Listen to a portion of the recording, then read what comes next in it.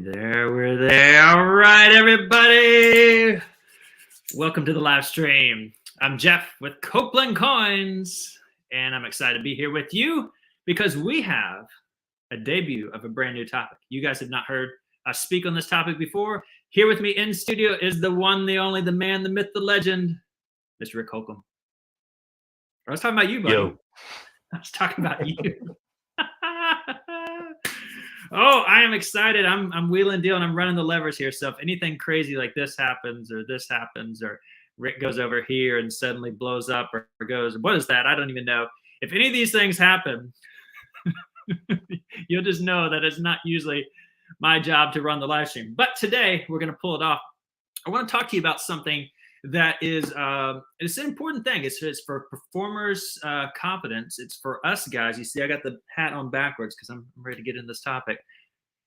It's about perspectives. Perspectives, Rick. You know what I'm talking about? Perspectives. You know, your outlook, how you view things. How you view things. It's basically how you look at things, how you look at your magic, and specifically. We might get into some performance details, but specifically your props. And I want to tell you guys, this is something that I think is pretty important. This is the strange tip that we hinted. We'll give you a strange tip in the email if you got that today, or if you're here joining us for the first time.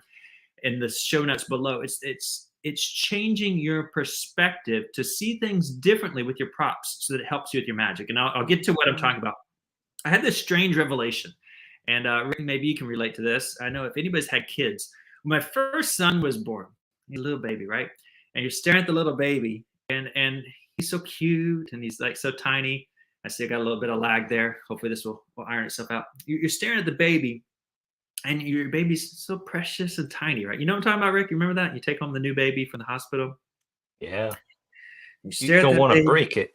You don't want to break it. You want to protect it, and you keep it there, and you just hold it, and you got it right here. Matter of fact, I got here's a little baby. You got the little baby right here, and you stare at this little baby, and you lock in, and I don't know if if you don't have any children, you have a niece or nephew, you're staring at that little baby all day long. You know, you just hold him, he's crying, your attention, he's hungry, you're passing to mommy, she feeds him, gets attention, you get the baby back, sleep, and you're staring at the baby.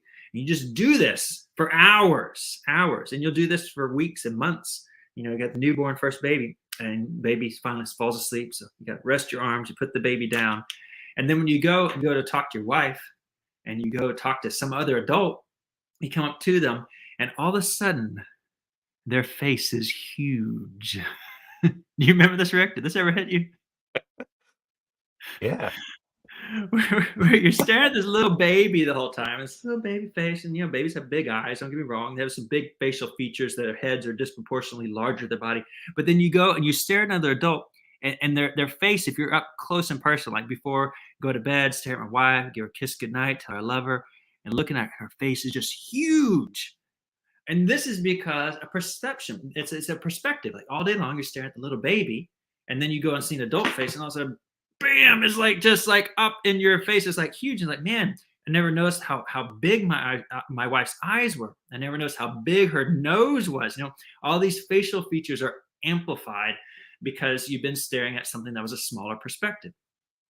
So where am I going on that?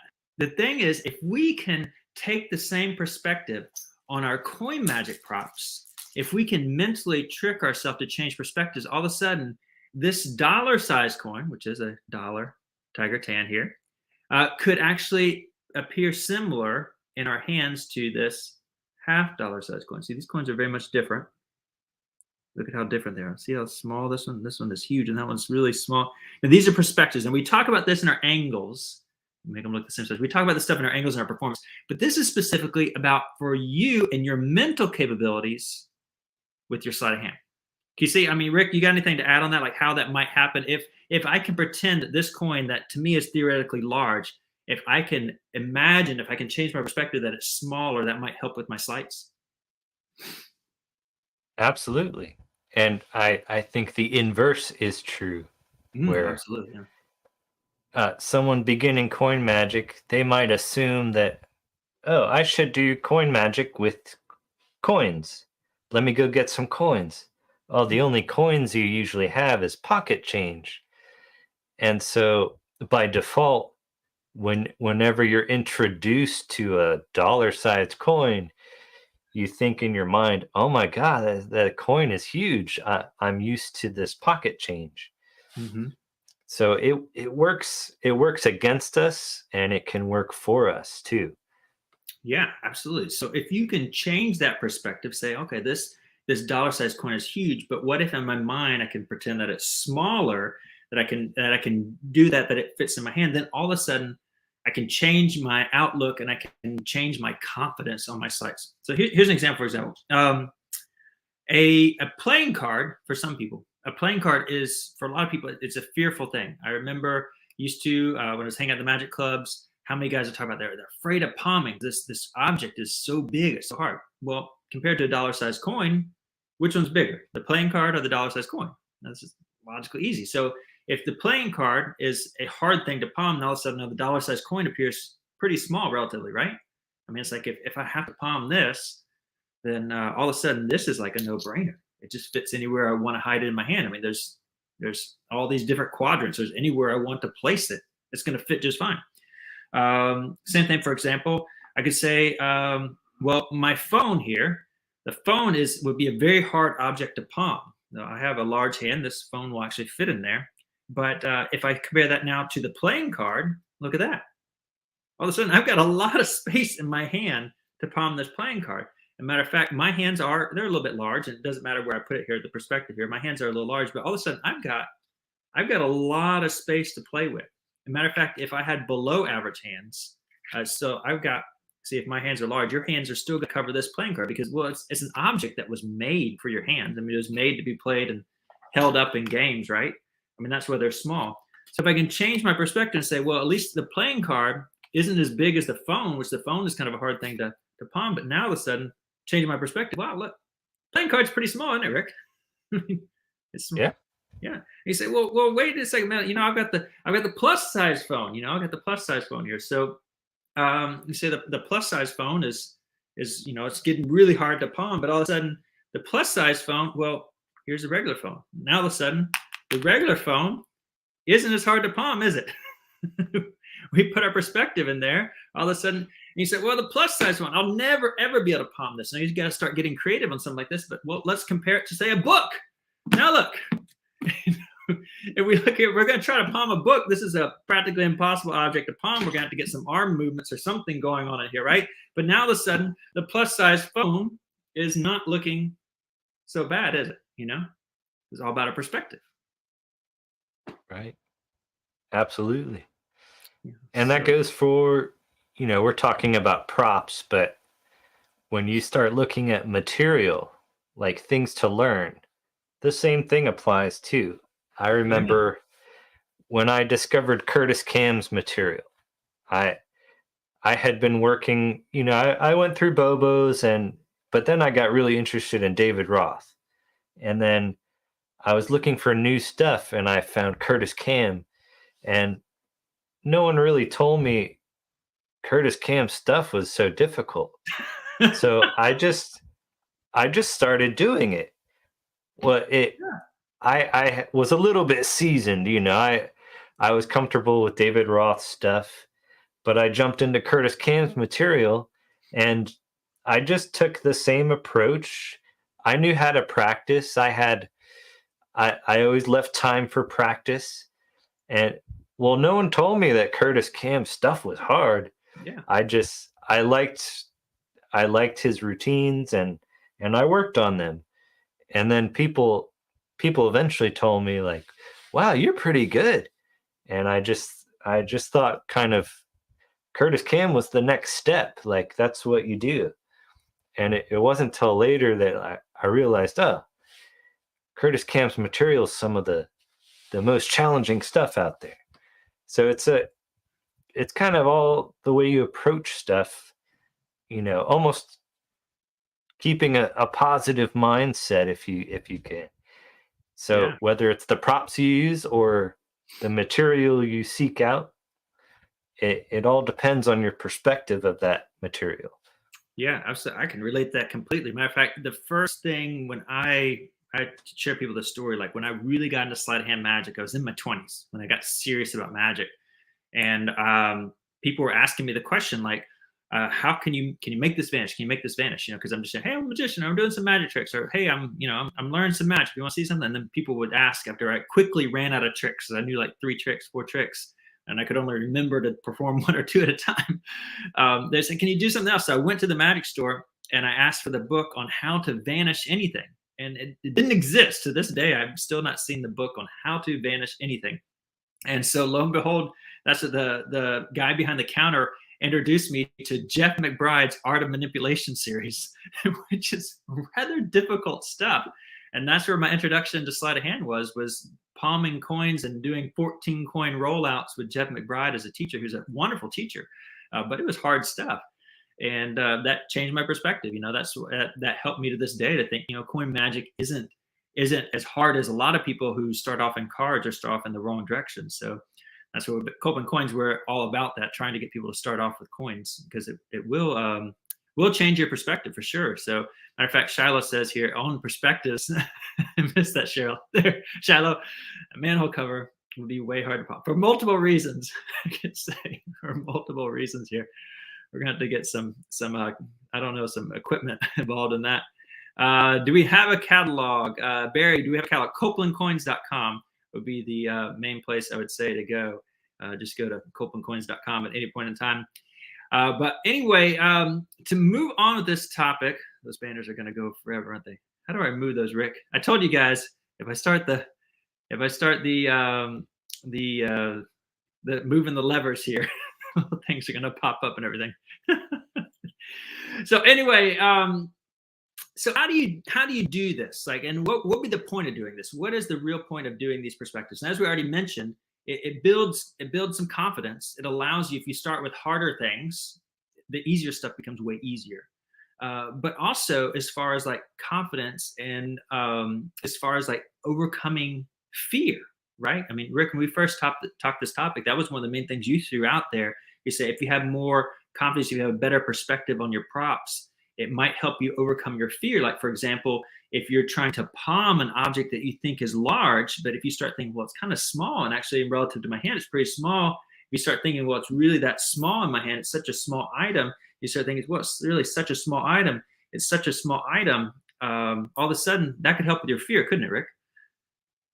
Absolutely. I mean, the moment you let that fear enter, that's the moment you're going to flash. Because now all of a sudden your attention is divided. Half of your mind is worried about how your hand looks and if that's showing or not, and the other half is trying to present the trick. And once your attention is divided, everything's going to fail. Your presentation will fail, and you're going to flash, because you can't focus on 2 things like that at the same time. So it's a matter of being not just confident, but comfortable. So, having the right perspective, but also practicing within that perspective, in that state of mind. Practice with that state of mind. And then when you're out there performing, you are not going to be thinking about that object or worried about it. There'll be no fear, and your full attention can be on the spectator and your presentation, and everything's going to go smoothly. Yeah, absolutely. Because you're going to have better command over your props. You're going to have better outcome. You're going to have better understanding that, well, this thing is confidently hidden in my hand. I mean, for me, I'll show you guys here, and that's playing card, right? But I mean, really, it starts to see how, what you can do, what you can really manipulate with a card is it can fit in your hand just multiple ways. And I'm not doing anything as far as naturalness here. I'm just showing that you can, start to think about how small that object is, about where you can push it. And then all of a sudden, when you go to perform, that card can start to feel like very natural that it's such a small item just hanging out in the back of my hand somewhere. So building up that confidence, make that presentation better in your mindset, that you're thinking, okay, just like it started off with the baby, the baby made everything else look bigger. Well, now take it like that and try to make everything look smaller. And I think when you start doing that, when you start mentally thinking of putting these things in perspective, like, okay, that's really not that big, that's really not that hard, it's going to help you out quite a bit. And the reason is it's going to help you, like Rick was saying, the confidence, overcome the fear. It's going to help you nail the slights. And so I don't know if any of you guys out there, I know we have a lot of international crowd and people around the world. So I picked a sport that everybody can compare with, basketball. But I'm not much an athlete. That's how I got into magic, right? It's an easy way to get into magic if you stink at sports. And but the good thing is I'm good with the dexterity up close as long as I keep it in this frame. But when I start getting out there or releasing the basketball or losing away, I lose some of my dexterity. But in order for nailing the slights, I thought basketball would be a good illustration. And the reason being is because if you look at a regulation size 7 basketball, they can vary a little bit fluctuating by brand, but they're right at about 9.5 inches in diameter. So that's a basketball, about right here, 9.5 inches in diameter. It's one of the largest size balls of any sport, maybe a little bit bigger than a soccer ball or a football. It's basketball. And the object is to shoot that sucker in the hoop. Now the question is, how big is the hoop? Well, the hoop is actually 18 inches. But unfortunately, the perspective of the hoop is like this. And so it just looks flat to most players, most people. I mean, unless you're maybe some huge giant person who's towering over the rim or has an amazing vertical to actually look down in the rim, you're either looking up from an awkward perspective, but compared to looking down, if you were to look down on a manhole or an 18-inch basketball hoop with a 9-inch basketball, you'd see that almost 2 basketballs would fit in that hoop, right? And so when you can change that perspective, you say, oh, wait, well, the ball's fairly small compared to that hoop. And then, for an athlete, you've got to figure that trajectory and stuff out. But if it was different, if it's something like a game of Quidditch or something, maybe for us magicians, and the hoop is sideways, and you got to fit the ball in that way, you see that there's a lot of space for error. There's a lot of space for error. And so that could be the same thing with our coin magic. And that's what I'm talking about with our card magic. If we can change that perspective to see that really this coin is that much smaller, the ball is that much smaller than the hoop, we got all this room for error, then it'll help us nail our slights. Because now all of a sudden the target has gotten very big. The target's gotten very big, so our arrow has lots of places to hit the target and still be a very direct bullseye.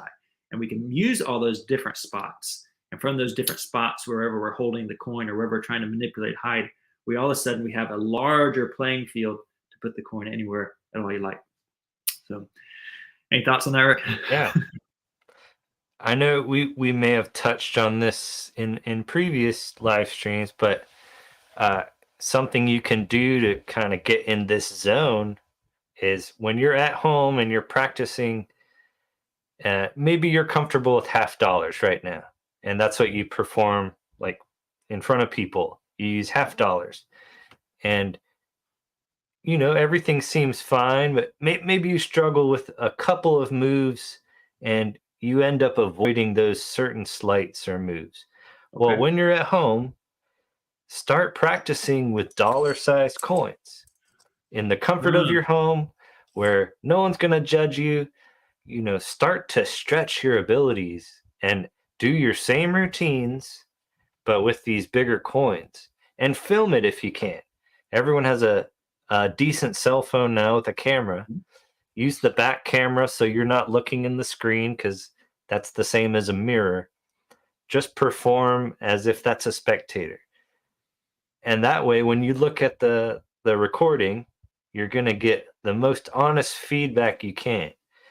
And you'll see the moments when you're flashing and whatnot. But keep going with the big coin. And do the routine over and over. And you'll find after not that long, you're going to gain a lot of momentum, a lot of progress with the bigger coin. So then when you go back out there with your $half, you're going to be smooth as butter and just bulletproof, not flashing. And all of a sudden you try that move that you were struggling with, and all of a sudden it falls into place like never before, because you've really pushed the limits of what you thought you were able to do by going with this bigger coin. And I mean, I got something here. Yeah, go for it, Rick. And that makes sense. I mean, that's what a lot of athletes do. I mean, if you think about it, they practice with heavier weights than they actually go out and perform with. Maybe there's little league. When I used to play baseball, American baseball, I'd warm up by swinging 2 bats. And so you can do all these kind of things to practice with something that's a little more difficult so that when you go out. Yeah, go ahead, Rick, show us. Yeah, and likewise, if you perform with dollar coins, you can get silver eagle here. Oh, now you yeah. can see that's just ever so slightly larger than the dollar. A little heavier too. So if you're at home, start doing all your sleights with a silver eagle or multiple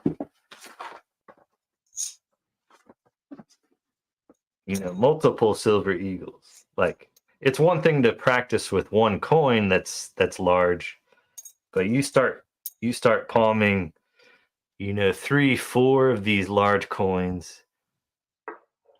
That's gonna really challenge your abilities.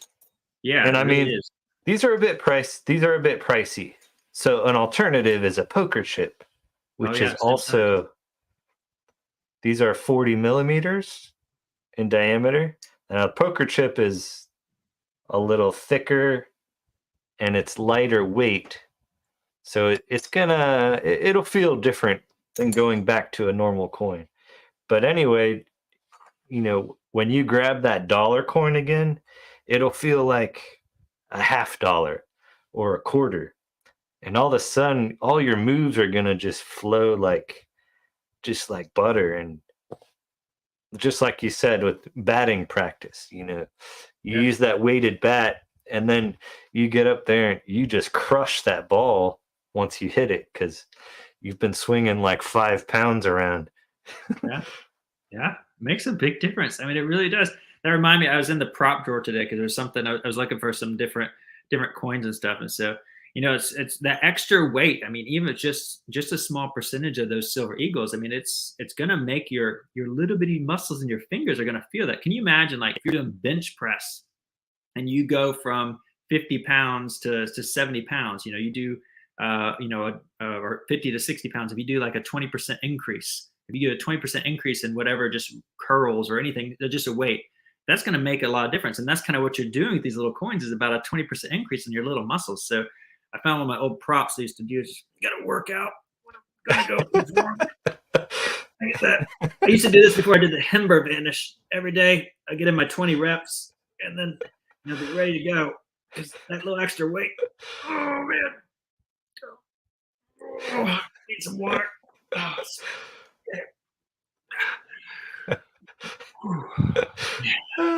hard workout. Something I used to do is I'd practice the classic pass. Oh yeah, with two decks of cards. Really? So, oh man, it's like moving bricks. I know, but then you go back to a regular deck and you can just whip that out. I don't use that move much anymore because I decided it's not the best move because there's way better alternatives. But that just popped in my head. That's like the pinnacle of all magic, right? The classic pass. Nah. But that's an example, like with card magic. That's me performing card magic. Everybody look up here, look up here. It's all my card magic. It's strong misdirection. There's a baby.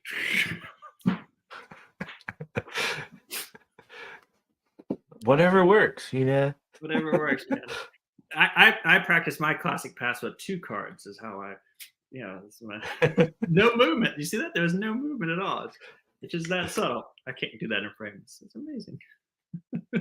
You also can't see the deck, by the way. Did you see it? No, you didn't. There's no best pass ever. Man, that was excellent. Thank you. Oh my goodness, so much fun. Well, guys, I hope you guys enjoyed it. Rick, do you have anything else? I think we're running out of time. We're going to exhaust this topic. It's just a little tip.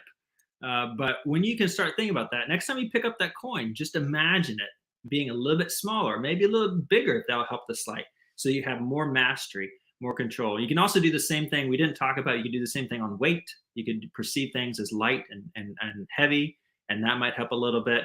I know the more I perceive things as heavier, it helps my magic. And so you can also do that by varying with different weights and stuff. And I joke about the finger weight, but all that kind of stuff. So, Rick, you got anything to add, man? I mean, that's it. Just Good. Anything's possible if you just stay positive, and perspective is also about positive perspective. I think believe you can do stuff, and you will do stuff. That's a great way to end this. Perspective is about everything, and it is here in your head. It's just like an attitude. You choose it. You choose your attitude every day. Your character is who you are.